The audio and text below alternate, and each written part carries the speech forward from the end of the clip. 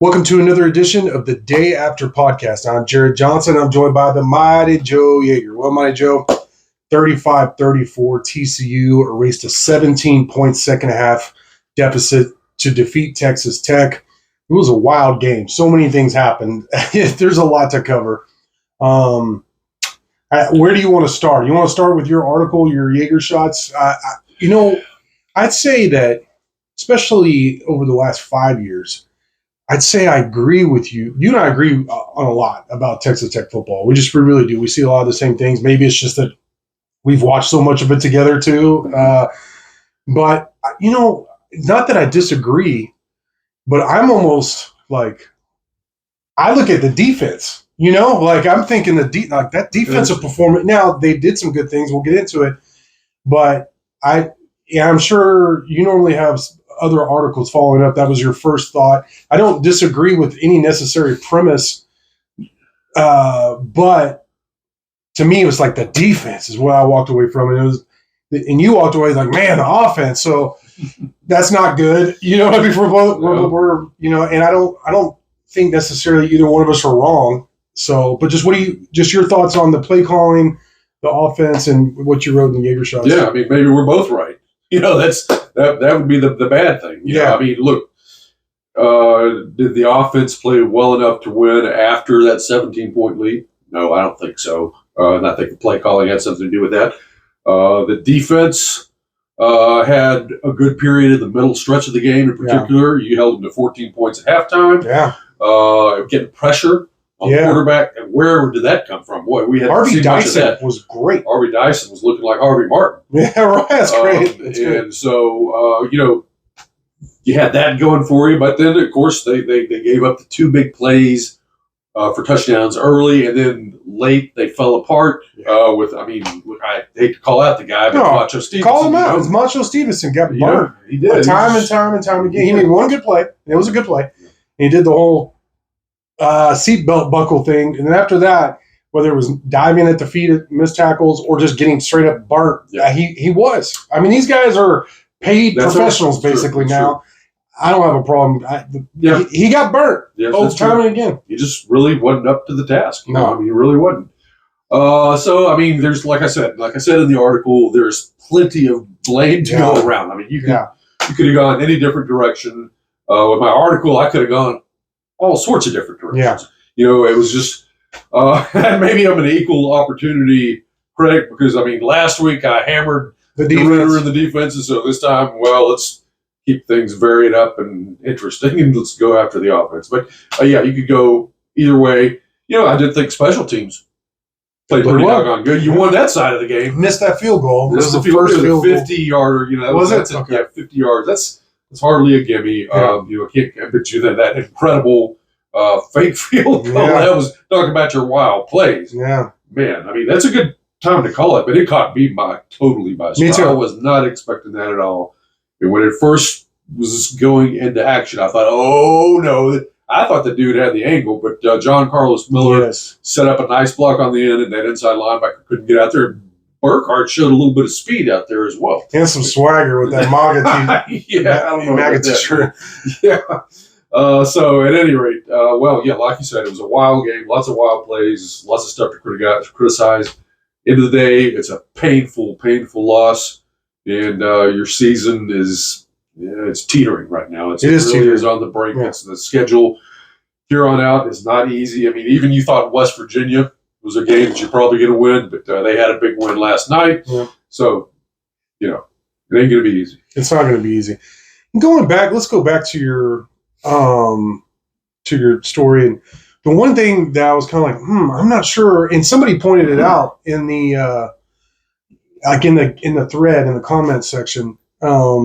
We've gone full circle from why won't you give the ball to Taj to why did you give Taj the ball and take the ball out of the quarterback's hands? And I thought that was a good point. I thought that was legit. I mean, a lot of the criticism we receive, I'm like, come on, guy. It's just people mad and they want us to say fire everybody, fire sale and all that. And when we don't give them what they want, people are mad at us. They, inevitably, when the team struggles, they start blaming everybody, lashing out at everybody, and we're included in that. And that's fine. But I thought that was legit question. Like, we've come full circle. And I kind of agree with that. But I did have a problem with Kitley's play calling at times. The screens. There was a 3rd and 7 early. Yeah. I was like, what are you doing? And I don't know if that was an audible or what. And then obviously the fumble call. Whoever called that, whether it was McGuire or Kitley, and I'll ask Monday. But that quarterback power or quarterback draw, whatever, I get that you want Taj to block for you. It's an extra hat and all that. But if you're calling that, you're clearly saying you don't you're setting up the field goal. And they were clearly trying to get in the middle of the field. I think McGuire even said in the post-game press conference they were trying to get in the middle of the field to set up their field goal. Just that idea is playing not to lose. Yes. And I don't like that. And especially the way your defense have been torched. Let's say you kick the go-ahead field goal. I don't with about a minute and a half to play. Right. Why would you have any confidence that your defense could hold up against TCU, especially the way TCU and Josh Hoover was torching you? Yeah. I feel like you got to be aggressive and go for the first down there. Hammond had been good for the most part. Here's another side that I haven't heard anybody say, and I don't know if it's just because he's a freshman or what, but Will Hammond was terrific for 90-something% of the game. But he dropped the ball twice. Yes. He literally dropped the ball twice. That cost Texas Tech dearly. One was the fumble where he just, he was just reaching back and dropped, and that stalled that drive more than Zach Kitley, who deserves criticism. Don't get me wrong. And then, obviously, the fumble, which it was a big hit, he was trying to cover up. I don't agree with the play call. I don't agree with the strategy of playing not to lose, all that.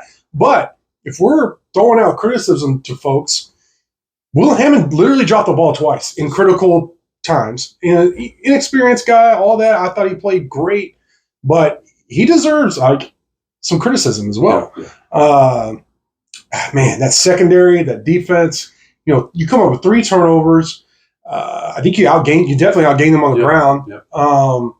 So you're +2 in turnover battle. Special teams played well. I thought you played fast. Defense did make some plays, especially in the front 7. Baskerville made a great play on an interception.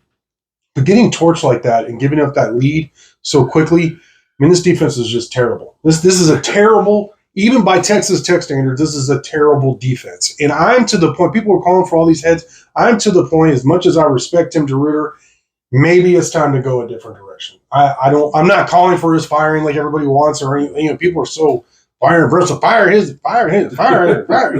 But if they were to make a change, I'm cool with that. I really am. That's where I'm at. Yeah, I wouldn't call it for anybody's head either. Right. But after the Baylor game, when I wrote the article, that was critical of Tim DeRuyter, I didn't come out and say this, but maybe I should have.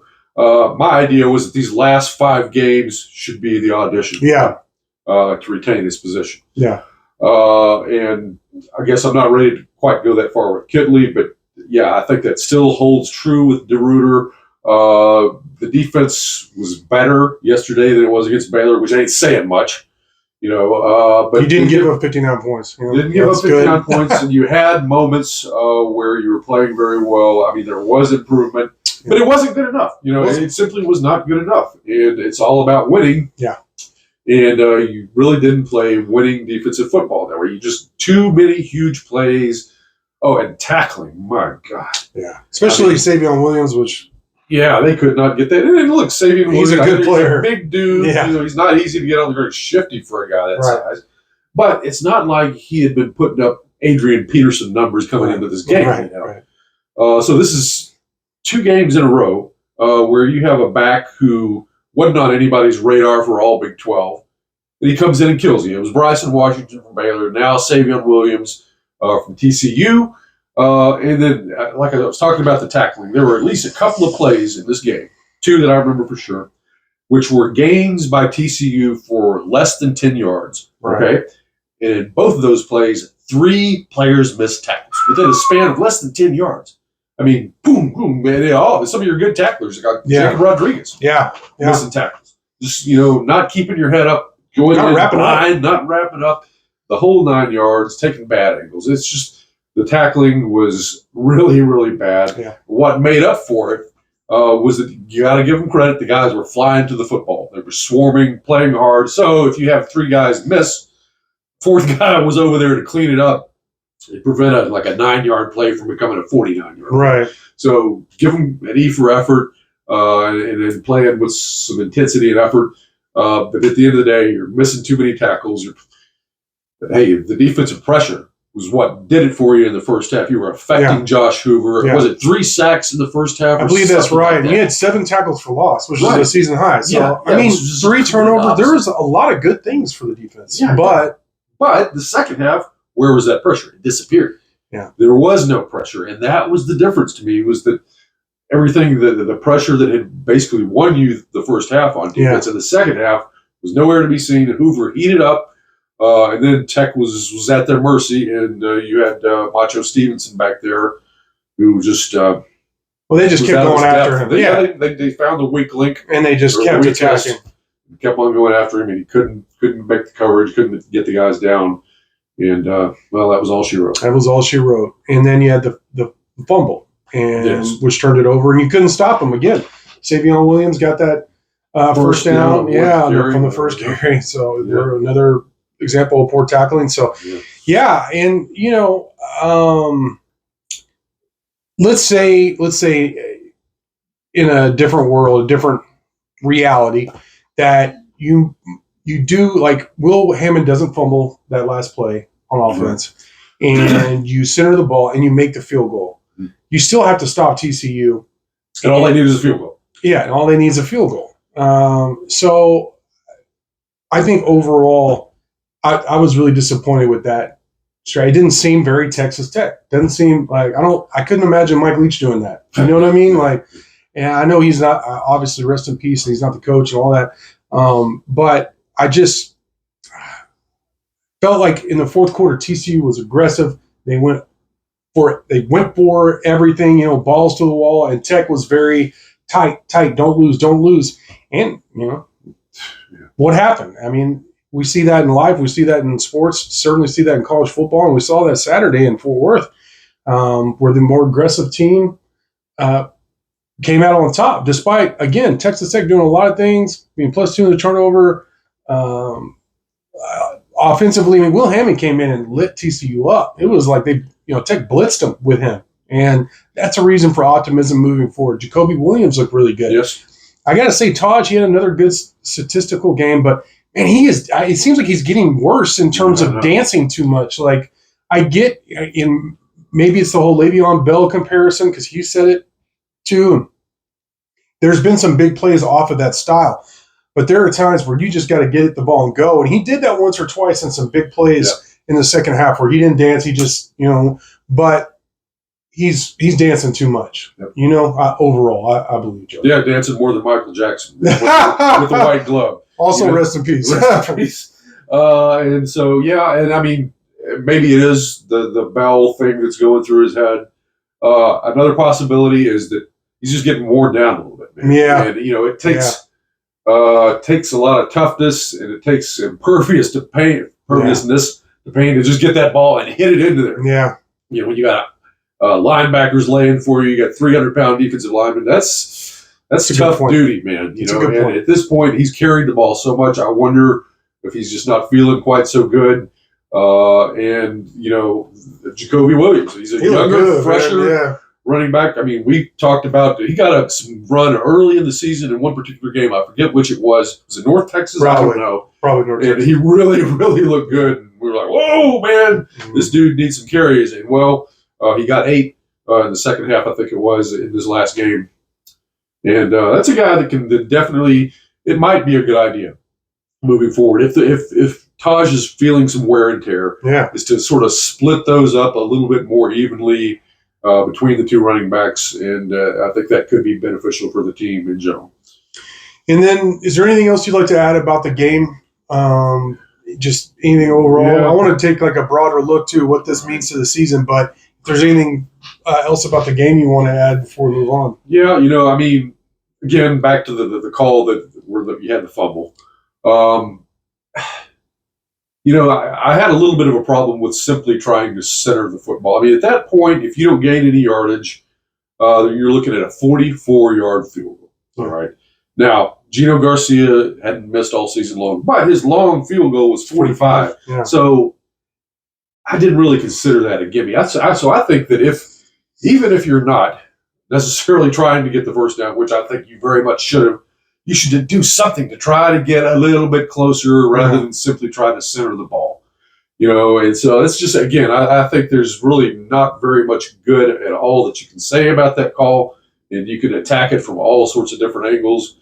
And it's, well, it's all academic now. It is. It really is. Speaking of being academic, Texas Tech drops to 5-3 overall, 3-2 in the Big 12. So things are really muddled there. You have, arguably the toughest game on the schedule on paper coming up, going to Iowa State in November, undefeated Iowa State, who is coming off a bye.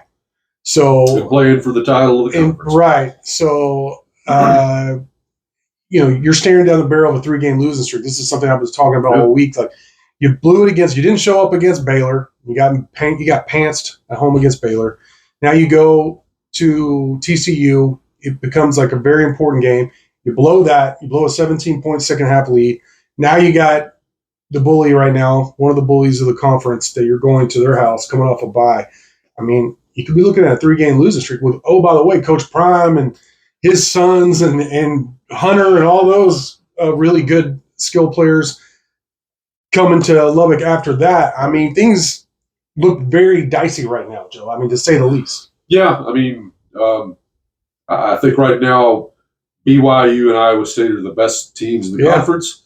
But I think Colorado is maybe the hottest team in the conference. I mean, they've really caught fire. So you don't get BYU, fortunately, but I mean, you got two, arguably, of the top 3 teams in the conference coming up in your next 2 games. Yeah. And you're riding a 2-game losing streak against 2 teams that you were expecting to beat. In-state rivals, too. In-state rivals, yep. And you had a 4-game winning streak, and people were talking about, okay, well, we're going to get these next 2 wins, and then, boy, set up the big game at Iowa State, and we're going to be contending for the title. And now, I mean, boy, you got more than you can handle on your plate just about right now. Yeah. So, but, I mean, the thing is they can't worry about, obviously, Colorado or anything like that. They've got to worry about Iowa State coming out and just doing everything they can to just focus in on that, cut out all the negativity. It's hard to do. Just come out and play your best game against Iowa State and see where the chips fall. I believe Texas Tech is capable of winning this game. I think if both teams play their A game, then Tech loses. But Tech plays their A game, and Iowa State's off a little bit. Maybe they're a little bit rusty from that bye. Who knows? Yeah, that happens. And so maybe they come out a little bit flat. They're looking at a Texas Tech team that looks pretty weak right now. So maybe some of those intangibles can kind of work in Tech's favor. And, who knows? Well, to complicate matters, Baron Morton injured his non-throwing shoulder, so it was a different shoulder. I think McGuire said they thought maybe it was his collarbone. Yeah. I don't remember ever seeing the play. I was told that, he fell, like he went to the ground untouched. Yes. So that's a weird thing. It's crazy that Tech quarterbacks can't stay healthy. So basically, you're riding a 2-game losing streak. You have one of the worst defenses in Texas Tech history, which is a mouthful in terms of statistics, and to me, the eye test as well. And you're going to have a true freshman making his first start at Iowa State, an undefeated Iowa State. Even when they're not good, it's tough to win in Ames. Yes, they're good. Yep. So, crazier things have happened. Iowa State is not, Georgia, but they're well coached. They're a tough-nosed team, and they're really tough to beat there. So it's quite the challenge ahead of this coaching staff. If they pull this off, then it'll be interesting to see what all the people who are calling for their heads, how they react to that. I think you really find what their true colors, if people have an agenda or if they really care about Texas Tech and Texas Tech football more than winning their argument, I guess. Yeah, on top of all that, I mean, you're facing, again, assuming Hammond is the guy that Morton doesn't stage a miraculous recovery. Right. You're facing that tricky John Haycock defense. You're talking about a defense that disguises very well. that gives you what looks like a run block, a run box. So you call a run, and then suddenly it's not a run box anymore. It takes a very savvy quarterback, ideally an experienced quarterback, to be able to pick up on those things and to know what to call, when to audible, when not. And now Hammond, from everything that I gather about him, is a really sharp kid. Yeah. So that's going to help him a lot, but it's going to fall upon his mental ability, what he's got upstairs as well, because it's going to be a real challenge against Iowa State from that standpoint. Kinley's actually done pretty good against that style. Now, Iowa State is the best at it. Yeah. But that look, he's done a pretty good job for the most part, because Tech attacks the middle of the field more against that. But again, true freshman, salty Iowa State team there. It's quite the challenge. And you lose this game, all of a sudden you went from winning 4 in a row to losing 3 in a row. Colorado coming in, you start looking ahead to that bye, and so much pressure is going to mount on Texas Tech. You wonder if they don't make changes. Yes, I mean that's just honest truth. That's possible. I mean, it's been known to happen. It just all depends on the coach's philosophy. I mean, some coaches will make a move in the middle of the season. Mike Leach did it with Lyle Setensich back in 2007. Every year in college football, you'll see a coach here or there, but then there are some that just say, no, it's not gonna do us any good. We're gonna roll with what we got. We'll evaluate at the end of the year and then make a move. And I just don't know where Joey McGuire stands on that. Yeah. We're gonna find out. Yeah. Particularly we're gonna find out if I think the defense right now is still primarily the focus. If Iowa State rolls you and puts up 50 points on you, and Iowa State is not necessarily a high-powered offensive program generally. So, but if they do put up big numbers against you, then I think McGuire's got a decision to make there. I mean, a couple of turnovers here and there, you give them good field position, they get rolling momentum. I mean, I wouldn't be surprised if Iowa State put up 50 on Texas Tech. Now, we'll have preview content leading up, going more in depth into the matchup, and of course talking about what happened. But man, I think my overall takeaway is just great disappointment of what could have been. It's lost opportunities, and it was 2 very winnable games. Now, I want to give Baylor and TCU credit. Their players, whether it be Baylor showing up and pushing you around, and quite honestly, the coaches having a better scheme on in all phases of the game, or TCU orchestrating that comeback, erasing a 17-point deficit. You got to tip the cap to those 2 guys. I know Tech fans don't want to hear that, but it's the truth. So you have probably your 2 biggest bitter rivals remaining in the Big 12, very winnable games, which could have propelled you into a really exciting final third of your season. Yeah. But instead, we're fielding questions about which coach should be fired first, blow it all up and all that. And I don't blame the fans for being that mad. That's the way fandom is. And I just want to say I appreciate your passion. Without your passion, we don't get to do this, to be honest. But at the same time, we look at it a little differently. I'm not going to throw my shoe at Coach McGuire or any of the coordinators in the Monday presser. I am going to ask them what I think are important questions, and we'll go from there.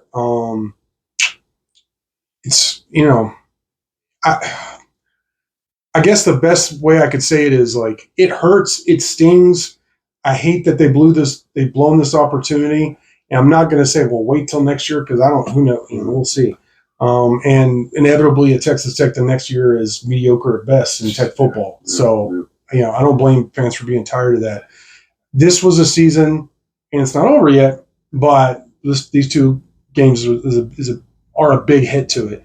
This was a season where I felt like you had to win at least 8 games, play meaningful football in November, and yes, it's within the realm of possibility that Tech could turn it around and still have something like that. But I find that extremely highly unlikely at this point because of these 2 results, Joe.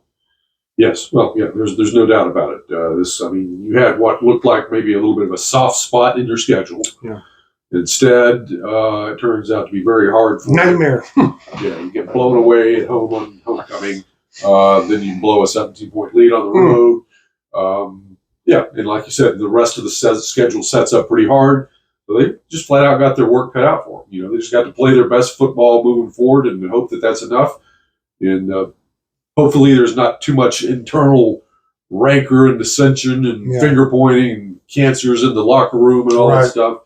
Because if that is going on top of all this, then it's going to be a total grease fire from here on out, man. So they got to hang together right now and rally together, or they're going to hang separately. Right. There's a whole lot going on right now. Joey McGuire has some fires to put out. Yeah.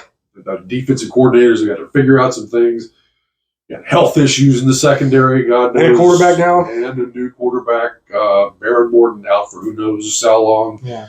So it's more drama than your average soap opera right now. Well, here's a question: if Morton was healthy and could he go, who would you play? Well, I would play him, to be perfectly honest. But I think they'll go with Morton. If he's available. The coaches love their seniority. Yeah, sure. And a lot of it is rewarding guys who put the time and effort into the system. I mean, that's just it's something that's a real thing with coaches. I mean, they really do that. And, but it's really funny because as I was watching the TCU game, particularly I think it was in the second quarter, I thought to myself, I would really like to see what Hammond and Jacoby Williams could do. It would be interesting just to see those guys. And I sort of compared that with basketball. Because in basketball, if a guy isn't playing good, doesn't matter who he is, you put him on the bench. Yeah. You bring in somebody else, and they don't play anymore until the next game. Then maybe they get another shot. In football, it's really not that way, particularly at the quarterback position, where coaches are very, very reluctant to make a move.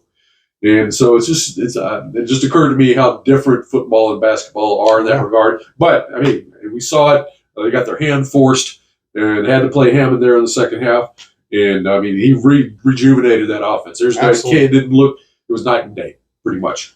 He had the two fumbles. Other than that, I mean, he showed the potential, man. Oh yeah. If he can get his sort of ball security squared away and I think they may have had one busted play where he was going to try to hand off to Taj, and they didn't make the connection. So these little mechanical aspects, he's got to get squared away. But he can really sling it, man. He's got a free ball that's very accurate. And he was composed, especially for just being thrown out there. I thought that was the best the offense looked for. There was that 2 or 3 drive stretch where they got 17 points, where I thought it was the best the offense looked all season. Yeah. And I think Will Hammond was a big part. I think Jacoby Williams got speed that burst. Shocked TCU as well. Yep. So I think he got something with that combo. And normally I would be like, no. Let's not go crazy over one performance. But man, we saw what we saw. And Hammond convinced me. So I still like Morton. I like the efficient way he was playing, but I think the ceiling is higher with Hammond, which what are we talking about? Winning football games, right? It's not like a popularity contest. I think Hammond gives you the highest ceiling. I do. So all that'll be interesting to watch. It's not boring. I'll tell you, I'll give you that, but it is disappointing, the result. But Mighty Joe, great stuff from you as always. Really appreciate y'all watching, and until next time.